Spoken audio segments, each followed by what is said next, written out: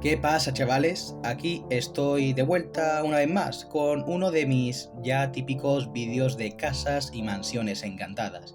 Y hoy volvemos a hablar de Nueva Orleans, donde, aparte de ser una de las ciudades más embrujadas de Estados Unidos, conocida como la capital del jazz o del vudú, alberga probablemente la mansión más encantada de Estados Unidos, o al menos a una seria candidata a serlo. Hoy os hablaré sobre la historia de la mansión La Laurie. Esta mansión es un edificio icónico de la ciudad de Nueva Orleans.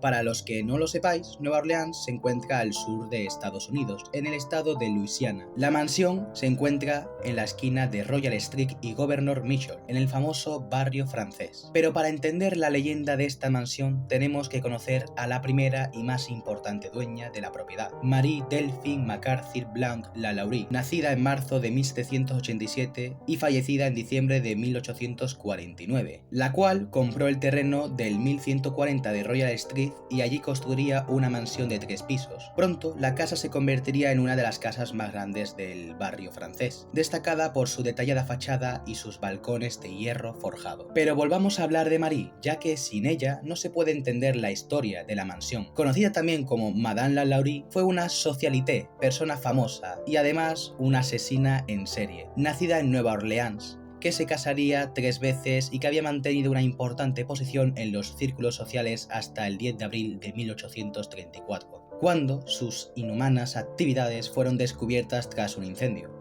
y Madame La Laurie escapó a Francia, donde pasaría sus últimos días. Delphine Marie La Laurie venía de una familia de irlandeses. Su familia era miembro importante de la comunidad creole blanca. Para los que os preguntéis qué es creole, básicamente son los nacidos en América de origen europeo. El primer marido de Marie fue un caballero de la Real y Distinguida Orden Española de Carlos III, conocido como Don Ramón, el cual en 1804 fue cónsul general de España en Luisiana. Pero Don Ramón murió en La Habana cuando estaba de camino a Madrid para tomar una nueva posición en la corte. Durante este matrimonio, Marie conoció a la reina de España y durante su último viaje, Marie tuvo una hija.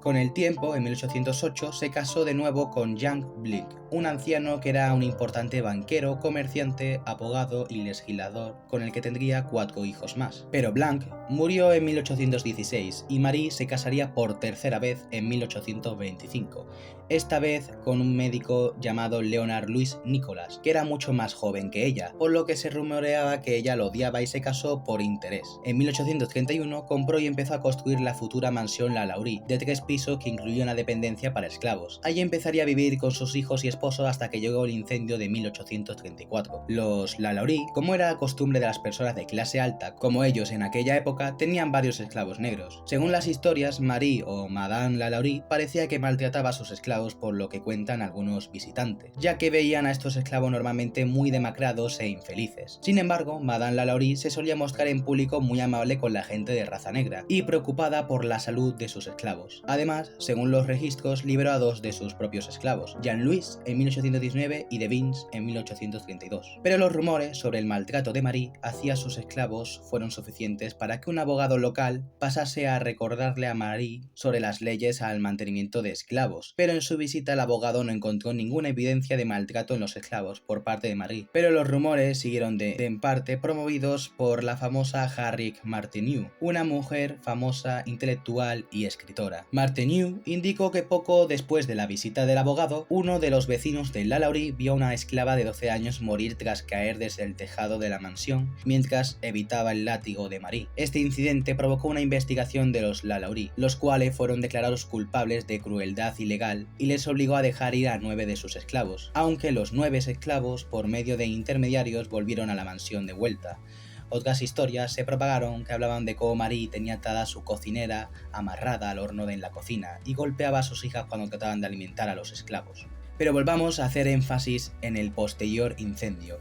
El 10 de abril de 1834 se inicia un incendio en la residencia de los La Laurie, en Royal Street. Cuando la policía y los bomberos llegaron al lugar, encontraron a una mujer de 70 años y luego a la cocinera amarrada del tobillo al horno, la cual declaró que quiso suicidarse por miedo al castigo de Madame La Laurie. La gente, al entrar en la casa e intentar sacar a los esclavos de las dependencias, intentaron sacarlos por la fuerza, ya que los La Laurie se negaron a darle las llaves de las puertas y encontraron algo horrible. Había 7 esclavos colgados, suspendidos por el cuello, con sus extremidades estiradas y rajadas, quienes dijeron haber estado así durante meses. Junto a ellos, 2 mujeres negras con signos de maltrato encadenadas. Con el tiempo y tras el descubrimiento de estos actos en la ciudad, una torba de ciudadanos atacaron la residencia de Lalaurie y demolieron y destruyeron todo lo que pudieron. Cuando llegó el sheriff y sus oficiales, la multitud ya no quedaba mucho de la multitud. Los esclavos fueron mostrados al público y se pusieron en venta. Alrededor de 4.000 personas habían ido a ver a los esclavos torturados.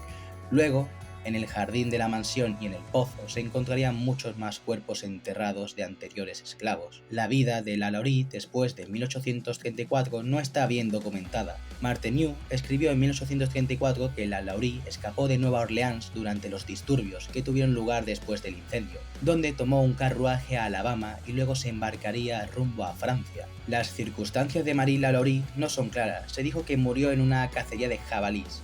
Otros dicen que volvió a Nueva Orleans con otra identidad. Sus hijos la prohibieron volver a Nueva Orleans y por lo que parece murió en 1849 en París, según los archivos franceses, aunque hay una vieja placa que dice que murió en 1842 a los 67 años. Las historias de maltrato de esclavos circularon por Luisiana durante el siglo XIX y trascendieron.